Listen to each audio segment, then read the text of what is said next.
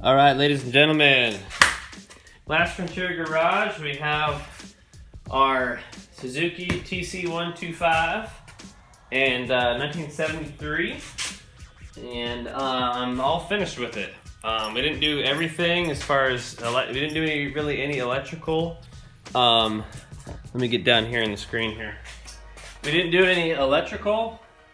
My client is coming on Sunday. I'm recording this Friday, September 7th, and he's gonna come Sunday to kind of test drive it. I think he's gonna pick it up. One of you wanted to know how to adjust the idle mixture and everything on this thing, so to kind of do a full wrap up, I got this. It actually ran, but it stalled. It kept stalling. I took apart the carburetor. There's all kinds of crap in it. The air filter element behind here had totally disintegrated, and we took the carb off, cleaned it, rebuilt it, put everything back together. The fuel cutoff valve, I tried rebuilding, but unfortunately the parts that I got, the reason why it didn't work in previous episodes, the parts that they sell are for this style, and the style that I took off is this style. You can see it's different. Anyways, it just wouldn't work. I had to order a new one. Works like a charm, got everything together, and then this thing, the little boot that goes from the filter to the carb, you see this side is nice and gummy, and this side is just hard as a rock. So, got that going. I think I hear my wife coming up, so she's probably gonna come in here soon. So I'm gonna zoom in and show you guys how to actually adjust the fuel mixture on these things, but finally got it running decently, and everything is running great. I changed the transmission oil. I lubed up the chain with some sticky oil that's designed for the chain. Kind of wiped it down, and again, the tires probably should be replaced. The battery is just sitting in there. It's not hooked up.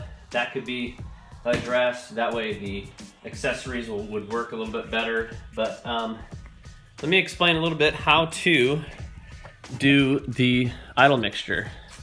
So let me see if I can do this here. Is that gonna work? Okay, let me just set this just like this. Sorry guys, normally I have this thing taped. 1 second. Okay, so you see our carburetor here. This right here is the air fuel mixture screw for the idle circuit. Now, if you know about carburetors, depending on where the throttle valve is, the carburetor is going to run through different circuits. So you got the idle circuit, the off idle mid-range. I don't know if it goes completely to, oh yeah, so mid-range to 3/4 and then wide open. So I won't go into that, but the way to do it is, first of all, you have to make sure your ignition system is on point. You obviously have to make sure you have good compression, the engine's running well. And then once you have all your ignition stuff and make sure your timing's set, it's relatively simple on these things, unless it's worn out, which you'd have some problems if you knew, if you had any issues with that, you would know. Anyway, so you basically take care of your mechanical and your ignition before you can really mess with the fuel mixture. So what you do, hey sweetie. Hey. I'm recording. Oh, I'm so sorry. It's all good. What's up? I'm just setting this. I changed the blanket out in the back of my Expo, so I'm just gonna set this. There's a part that I'm not sure where this goes, but I'm gonna set it next to it right here. Okay. Okay. Thank you.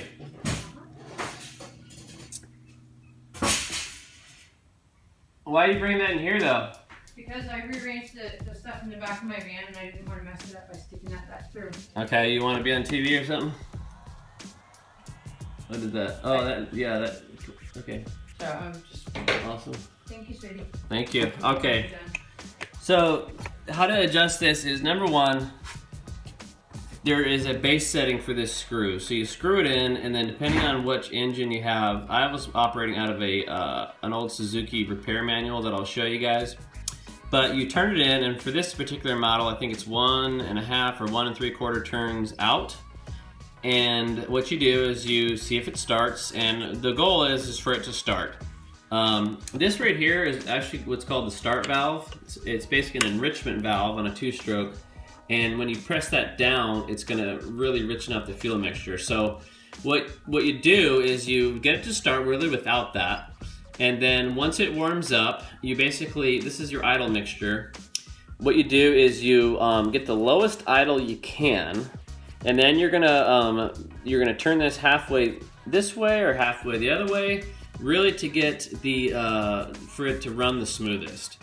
And then you basically idle down as far as you want it to idle as low as possible, and you do that a couple different times until you have basically the correct mixture. Now, somebody made a comment on that about how to adjust it, and that's really that simple. So if you're having problems still, if it's not running correctly with that, then you have something else going on. Now, I actually did have something else going on.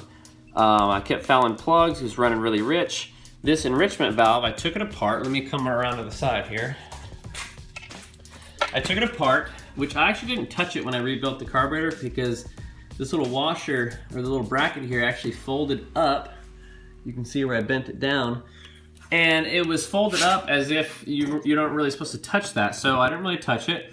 So it ran like crap, basically, and I took it apart. There's a little flat seal on the very bottom of this plunger here, and it really didn't look like anything was wrong. I honestly didn't know if the seal was, maybe it had shrunk and it actually wasn't sealing, so I was kind of like, okay. I didn't want to have to call the client up and say, hey, I think we're gonna have to get more parts. So I kind of just took it apart, put it back together. I put some silicone spray on there. And then I actually had my dad come over because he was gonna help me troubleshoot it, because I wasn't really sure what to do next, because like I said, I didn't want to just order that part. So I wanted to kind of get a second opinion. He came over, it started up, it ran great, and it still does, so we're thankful. Basically, to start it today, I just hit this little valve here. It starts right up, and pretty soon after it starts, you can kind of start to close that. It's kind of like a choke, and but I think this is kind of either on or off. And so anyways, it runs great. I ran it around the neighborhood, and a quick and easy way to check if you have the correct fuel mixture is after you run it a good amount of time, you pull your spark plug and you look at it. And the proper fuel mixture should, in fact, I'll pull the plug, I'll get one of these here. A proper mixture, this, I can't remember what it's called, but the thicker part right there, it's not on the actual part that, not the little metal part, but the part around it, it should be a tan color. So it shouldn't be super black, it shouldn't be super white, it shouldn't be oily. So this plug looked really good, and man, it just starts, it runs great. I'm super happy about it.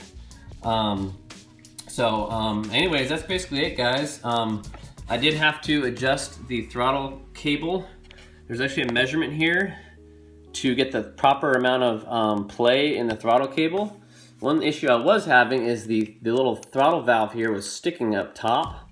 So I'm gonna let him know, because once it was running, I didn't want to take it back apart and sand that. I was gonna take some sandpaper, some 1500 grit, and just really lightly sand it. But right now it's running great, it doesn't stick at all. I really don't want to mess with it because it's running okay. So anyways, guys, I cleaned up this little window here. That's how you can, I guess, take a really quick look to see if you're low on 2-stroke oil. So anyways, guys, this was a fun project. It really kind of kicked my butt, though, to be honest with you, because for a while there, I just wasn't really sure if I was going to be able to get it running correctly. And it's far from perfect. It needs a lot of work. There's some different things that it would need.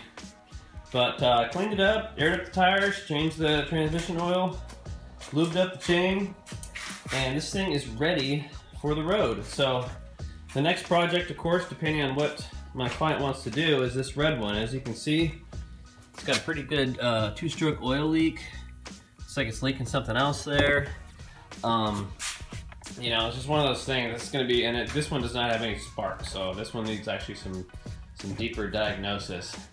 And then the big project is I've got everything. All I gotta do is take the T-case off and drop the transmission, and the next project is, if y'all remember episode 1, is I'm gonna be rebuilding this transmission on this 83 Chevy. It is a 700 R4, and it's gonna be a big project. Looking forward to it. I need to get it done because I probably got a couple months till winter. So anyways, guys, I didn't want to let this thing go without making a final video. If y'all have any questions at all, feel free to comment and just let me know. I'll show you the book that I've been working out of. Luckily my dad had this laying around because we've had quite a few bikes that we've worked on, but just a Climber 64 to 81 book. Had a lot of different stuff in there. Literally everything you need to figure out how to do everything, pretty much. And again, so carburetor adjustment, that's how I really knew what to do. So anyways, guys, that's it.